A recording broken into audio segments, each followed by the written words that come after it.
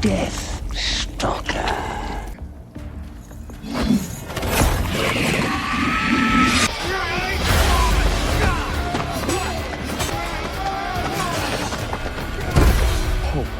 It's said that this latest fantasy film released in 2025 has accurately captured the essence of dark, retro B-movies. It's full of grittiness, wildness, and exoticism, standing out among many sci-fi films. Audiences who can accept R-rated bloody scenes shouldn't miss it. Necromancer Necromemnon has an army of Dreadites. As soon as they set their sights on the ancient kingdom of Abraxaeon, they started a fierce attack. The Dreadites' warriors are all undead revived by dark magic. They have no sense of pain and are brutal and bloodthirsty. The kingdom's soldiers are no match for them at all. Despite fighting desperately, they still suffered a crushing defeat in the end. When the Dreadites were cleaning the battlefield, they indeed found a soldier who wasn't completely dead. Just as they were about to strike the opponent hard with a mace, suddenly, the sound of horse neighing came from afar. Following the sound, the male lead, Deathstalker, made a brilliant appearance.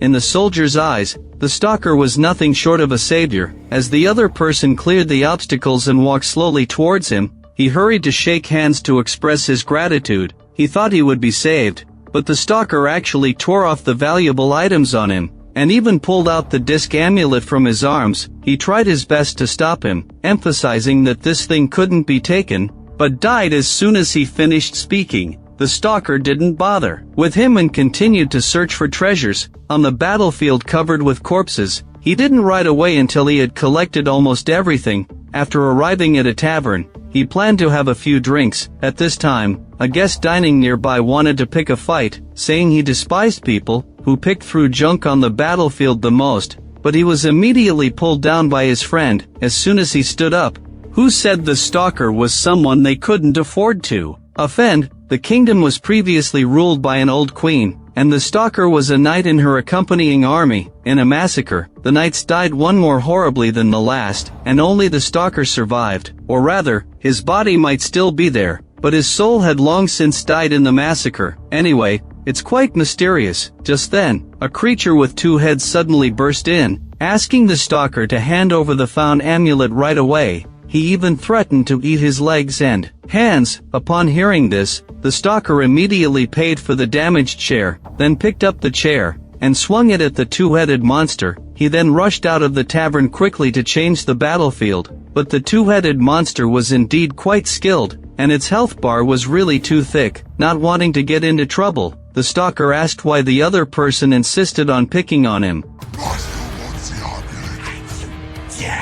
The two-headed monster hacked off the stalker's sword with great force, and threw a rope to wrap around his feet. It successfully pulled back the stalker who was about to escape. On the way of dragging, the two heads discussed how to divide the prey. The stalker didn't want to get into their stomachs. He quickly took out the amulet to distract them, then grabbed the nearby broken sword, and started a surprise attack. The trick worked, and he killed one of the heads. The freed stalker jumped on his horse and was about to leave. The other head talked dirty madly. It also yelled, "Come back if you dare to fight on." So the stalker immediately threw the other piece of the broken sword, and hit it. After confirming the two-headed monster was dead, the stalker rode to the river. Looking at the amulet in his hand, he thought it was a bad omen. He threw it into the water without hesitation, but when he checked his pocket, he was shocked to find the amulet still inside. Confused, he threw the object into the water again. He then quickly checked his pocket. When he saw the amulet had come back intact, the stalker was very shocked. Realizing the amulet was cursed, he went to the witch's house deep in the mountains. He hoped she could help him break the curse. After offering what the witch wanted, she began to sense the magic on the amulet, but she found she couldn't handle it at all. She only knew one way to get rid of it. If the stalker died, the curse would be lifted. The stalker asked if there was any other solution. The witch said, "Of course there is." Although she had no ideas, someone named Daedalus might have a solution. This man was a wizard from a certain order, and he loved studying ancient curses. The stalker anxiously asked where Daedalus was. She controlled a chess piece to move across the map, and it finally stopped at a location. The stalker didn't dare to delay and hurried to leave, but the broken wooden door wouldn't open no matter what. He awkwardly asked if the door was broken. The witch said he had forgotten something, and then gave the amulet back to him. The stalker's attempt to slip away failed, so he had to take the amulet and go in search of a way to break the curse. But how could he proceed without a weapon? So he went to a dark and deep cave. A war had also taken place here, and it was exactly the place marked on the witch's map. The stalker told his pony to wait outside obediently. Unexpectedly, the pony ran away without looking back. That was really dishonorable. Helpless, he had to go inside alone to find a suitable sword. After successfully finding one, he planned to go look for Daedalus, but the locked box next to him suddenly spoke. It scared the stalker so much he almost wet his pants. He quickly calmed himself down and pulled out the key from the remains nearby. The ground trembled violently. The stalker had no idea what to do. Thinking there might be the person he was looking for inside the box, he first picked up the box and jumped onto a rock to avoid being swallowed into the ground. But the ground stopped shaking soon after. The stalker turned around and saw a woman's face emerging from the sand. He greeted her cautiously, but unexpectedly, the woman's face was suddenly torn to pieces. Then several lumps of flesh burst out of the ground and bounced around wildly. Seeing they posed no immediate threat, the stalker used the key to unlock the box. In the next second, an ugly creature crawled out. It exclaimed excitedly that it was finally free. The stalker hurried to ask if he was Daedalus. The creature nodded in confirmation, adding that he preferred to be called Doodad. The name didn't matter. The stalker thought they'd better leave the cave first. As he spoke, he swung his sword at the snake-like monsters on the ground. After dealing with the immediate danger, he lifted Doodad out of the box. He then threw him hard towards the exit. He continued, swinging his sword to slay the monsters, and finally escaped the cave successfully. Doodad thanked him for freeing him. As they talked, another monster started an attack on the stalker. Doodad quickly cast a magic attack, but his aim was very poor. All the attacks hit the stalker, and almost struck a vital spot. The stalker begged him to stop. He then grabbed the monster, and slammed it hard against the stone wall nearby, punching it repeatedly before stopping. On the other side, the tavern keeper was busy cleaning up the two-headed monster's corpse. He tried to move it repeatedly but failed. Just as he was at a loss, a tall and powerful monster suddenly appeared. Behind the monster stood an assassin controlling it. The assassin looked hostile from the start. The tavern keeper begged for mercy desperately, but was still brutally hit with a heavy hammer. At the same time, Doodad examined the cursed amulet. He found the inscriptions on it were in very ancient cipher. To be honest, he couldn't understand it either, but he knew of a more powerful wizard. The wizard had long been buried, but there was a scroll among his burial objects. With that scroll, Doodad could decipher the amulet and lift the curse. The stalker thought they should set off at dawn. When Doodad heard the stalker planned to take him along, he hurried to say that besides the two-headed monster, there must be other assassins looking for the amulet. Unwilling to put himself in danger, he told the stalker to find the scroll in the tomb alone. They could meet at the tavern later. Afraid Doodad would run away, the stalker emphasized he was his savior. Besides, the wilderness was full of hidden dangers. He didn't believe Doodad could handle it on his own. Doodad thought it made sense, and had to agree to go find the scroll together. The next day, the stalker tied Doodad to his back, and ran towards the wizard's tomb. During a break, the stalker remembered the strange symbol he'd seen on the two-headed monster, and drew it for Doodad immediately. Doodad exclaimed that it was impossible. The sect using this symbol had been destroyed billions of years ago, for the sect had dabbled in dark magic. Their leader was Necromemnon, a powerful and ruthless figure, but he had been defeated back then. Moreover, all related spellbooks had been destroyed. Could it be that he had come back? If that were the case, Doodad advised the stalker to give up. Necromemnon was no easy opponent, but the stalker couldn't just wait to die. He carried Doodad on his back and continued forward. Little did they know, their conversation was being recorded by a monster. Before long, the stalker noticed the amulet glowing. It had glowed when the two-headed monster appeared too. What on earth was going on? Doodad thought the amulet was warning them that assassins were approaching. He told the stalker to find a hiding place quickly. A few seconds later, assassins really arrived. The assassins summoned an eyeball monster to ask about the amulet's location. Upon learning it was nearby, he threw 3 balls onto the ground right away. He's here. The stalker saw everything and was greatly shocked. He tried to slip away quietly, but accidentally stepped on a branch. The sound immediately attracted the Dreadites warriors. The two sides started a chase right away. The stalker took Doodad and hid behind a rock. The Dreadites ran forward, but Doodad was afraid they would come back, so he crushed his skull into pieces.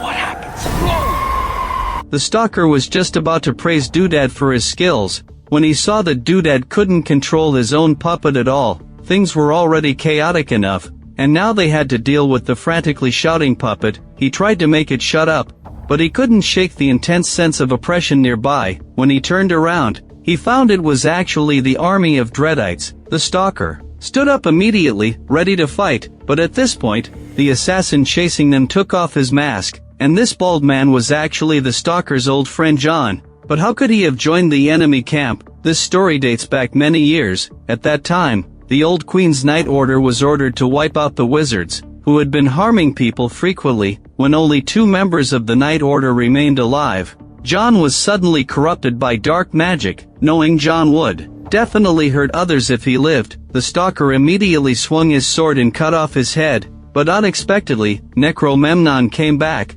He gave John a second life and made him an assassin, tasking him with retrieving the amulet that rightfully belonged to him. Now that enemies had met, John was determined to finish off the stalker with his own hands. The two immediately grappled with each other. The fight was fierce. At first, the burly John held the upper hand, but he had forgotten that the stalker was a speed-based warrior.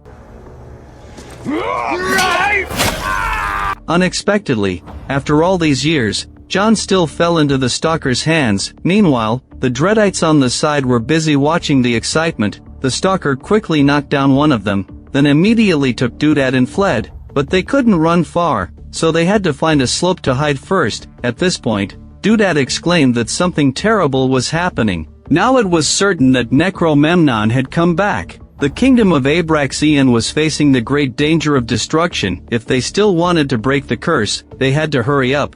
The stalker told him to be realistic. They were being chased relentlessly now. It was already a struggle to survive the night. How could they possibly find time to look for the scroll? We have to learn what part the amulet plays in this plot or risk the end of everything. The stalker agreed, so the two continued their journey, hiding from the Dreadites. But when they reached the outside of the tomb, they found that it was also guarded by Dreadites. A head-on battle was definitely out of the question. Noticing the enemies were transporting human fragments, they sneaked in among the corpses. Unexpectedly, a woman named Briss had the same idea as them. Before they could ask about her identity, the stalker was stunned by the scene in front of him. A wizard placed a meatball on the broken corpse, and in the next second, the flesh and blood of the corpse began to grow wildly. So this is how Dreadites warriors are created. It doesn't cost anything. Just gather a few corpses and you can form an army. That's way too easy. Just then, Doodad noticed the enemies had left and quickly ran towards the tomb. Briss followed closely behind. She was busy searching for precious jewels inside, while Doodad tried to move the coffin to get the scroll, but he was far too weak. Briss couldn't stand watching and helped open it. He immediately climbed in to search, but there were far too many scrolls inside. Briss told him to hurry up. If they were discovered by the Dreadites, they would be in big trouble. On the other side, the stalker guarding outside was exposed. The assassin pulled him out of the pile of corpses and slammed him around violently. Luckily, the stalker reacted quickly. He jabbed the assassin's pig-like nose hard, making him let go. Then he started a quick counterattack and pinned the assassin to the ground. In the end, the stalker split the assassin's head in two. Meanwhile, Briss had run into trouble. She told Doodad they had to leave immediately, but he was still rummaging through the scrolls. Briss didn't want to wait and tried to leave alone, but was blocked by an evil wizard. The wizard threw out tentacles and wrapped one of her hands. Briss's situation was bad. In the nick of time, the stalker stabbed his sword into the wizard's face. The wizard collapsed to the ground and melted into a pool of blood. Even then, the wizard could still speak. He mainly shouted threats, telling the stalker to prepare to die, for the amulet would keep providing their location. In the end, the three successfully escaped the tomb. Doodad found a spot to study the scrolls, while the stalker chatted with Briss. She said she was a professional tomb raider. After a brief chat, all three fell asleep. In the middle of the night, the stalker suddenly sensed danger and opened his eyes. He quickly took out the amulet, saw it glowing again, and immediately raised his sword to defend himself. At this point, a giant stone monster appeared behind him. The sound of the fight woke Briss up. She rushed forward immediately to join the fight. Just as the stone giant was about to switch to attack mode, she quickly pried off the energy stones from its eyes. Blinded, the giant began attacking randomly. The stalker hurried forward to finish it off. He frantically dismantled the giant's body. The liquid inside the stone giant kept leaking out. That was the source of its power. Without it, the stone giant immediately fell apart into piles of rubble. On the other side, John was taken back to the headquarters. Seeing that he was missing an arm, Necromemnon ordered his lackeys to heal him. They placed a meatball on John's wound. At this point, the three of the stalker arrived at the Abraxian soldiers' camp, while chatting as they walked, but when they got closer, they were shocked to find all the soldiers had been disemboweled. It must have been done by the Dreadites, but it seemed the Dreadites had left a long time ago. Relieved, Doodad started rummaging around for food, but the stalker couldn't shake the feeling that something was wrong. He took out the amulet and saw it glowing again.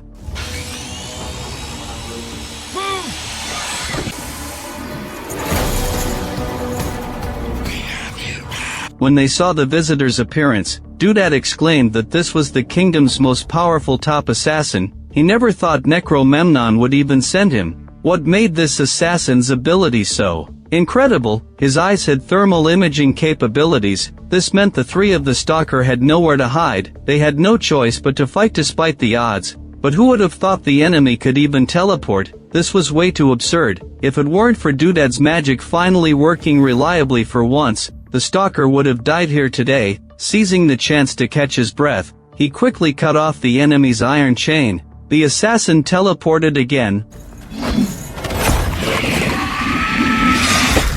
Late at night, Briss took out a pile of crystals and told the stalker to place them on his wounds to heal. As for why she was still accompanying them, besides finding it fun, she also hoped to make friends. Just then, Doodad said excitedly that he could finally decipher the code, so he immediately asked for the amulet. After some manipulation, the curse that would bring death was lifted. The stalker thought he could finally go home, but Doodad had another discovery. He said that a long time ago, the kingdom was ruled by two magical deities. They were Talon, the Wizard of Light, and Ceto, the Dark Witch. Ceto waged relentless wars in an attempt to become the sole ruler. The wars plunged the people into misery. Seeing Ceto's power growing stronger, Talon created the legendary weapon, Claw of Light. This weapon was now hidden inside the amulet. Talon's prophecy mentioned that one day in the future, a warrior would wield the Claw of Light to defeat the evil dark forces and save the kingdom. The next day, the stalker and Doodad woke up from their sleep. Looking around, they found that Briss and the amulet were both gone. He cursed her as a cunning thief.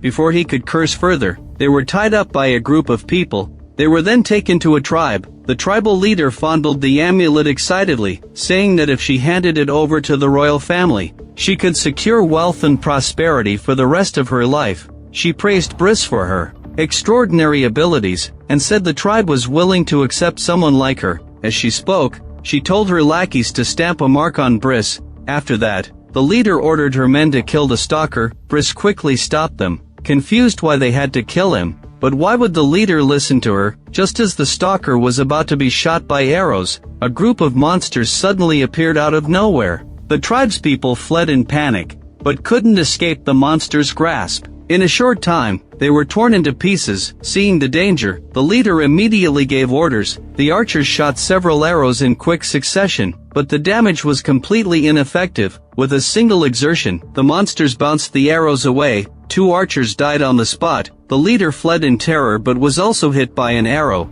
and fell to the ground. At this point, Doodad was busy untying the stalker. The freed stalker reached for the amulet, but was grabbed by the leader. But the leader didn't get to be arrogant for long. Her head was torn off by a monster. The stalker hurried to get his sword, but Doodad told him to stay still. and started playing a flute. The monsters were attracted by the national anthem. They had once been citizens of the kingdom, and retained some of their sanity. The crisis was successfully resolved. Doodad told the stalker to go to the Green Secret Realm. That was where the leader had arranged to trade with the royal family. Handing the amulet over to them for safekeeping would be a good choice, and they would also receive corresponding rewards. Before long, the stalker arrived at the trading location safely. The prince threw a bag of money at him. He quickly handed over the amulet, but when he checked the bag, he was shocked to find it was full of stones. The prince smiled evilly, saying he would never give real gold and silver. He knew the stalker was a deserter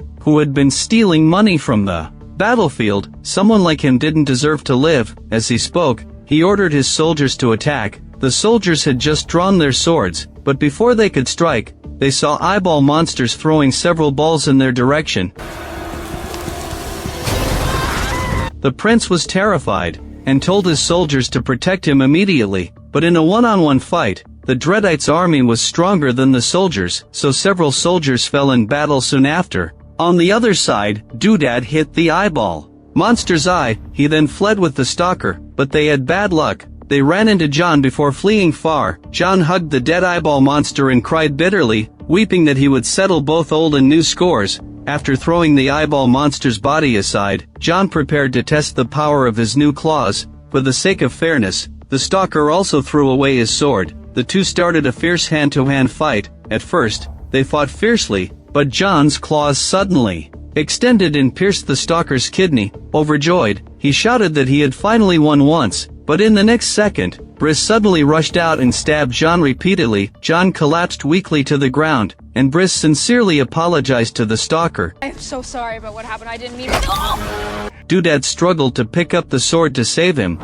but he was lighter than the sword itself. In the nick of time, Briss took out the stone giant's energy stone. The laser beam shot out dazzled John. The stalker took the chance to stand up and attack him, but this time, he was stabbed through the heart. After confirming the stalker was dead, John ordered his men to bring the prince to him. He asked where the amulet was. The prince knew better than to resist, and immediately took it out. He thought John would let him go. On the other side, several monsters from the tribe carried away the stalker's body. They inserted vines into the wound and wrapped them around his heart.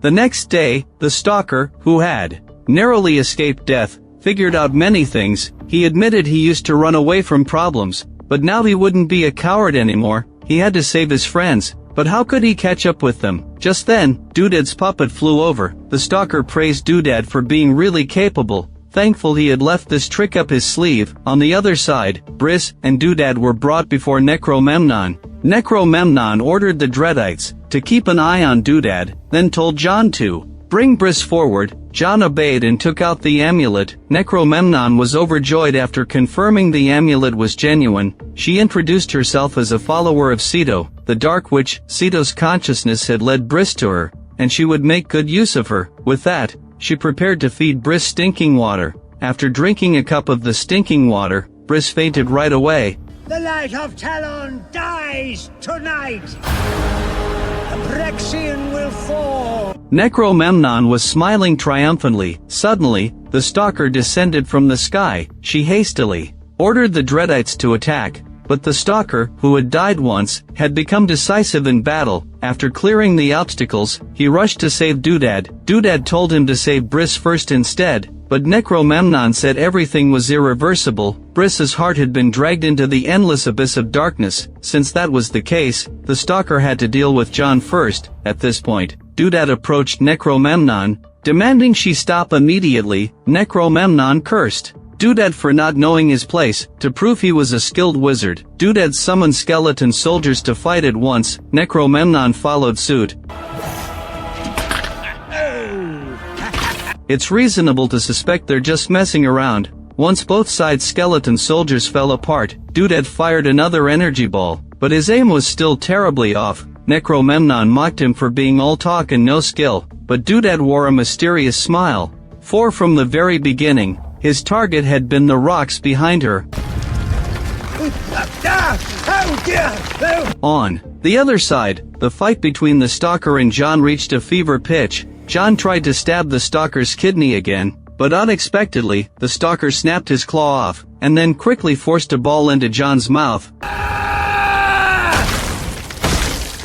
They thought everything was over, but unexpectedly, Sita was resurrected by possessing Briss's body. Necromemnon was moved to tears of joy, but Sito didn't recognize him at all, and immediately summoned small monsters to devour him completely. Witnessing this, the stalker asked Doodad what to do now. Doodad replied that Talon had long since fallen, and he couldn't resurrect him. The stalker shouted that they couldn't let darkness rule the kingdom. He felt a calling, so he reached into the stinking water to find the amulet. To his surprise, he pulled out the Claw of Light instead. Sito quickly started an attack on him. The stalker was no match for her, but he wasn't fighting alone. Doodad seized the right moment to help. The stalker immediately split open the enemy's body. When he saw the 4 hearts inside, he should have followed Talon's prophecy, and stabbed the 4 blades of the Claw of Light into the 4 hearts, but thinking of Briss, he actually broke off one of the blades.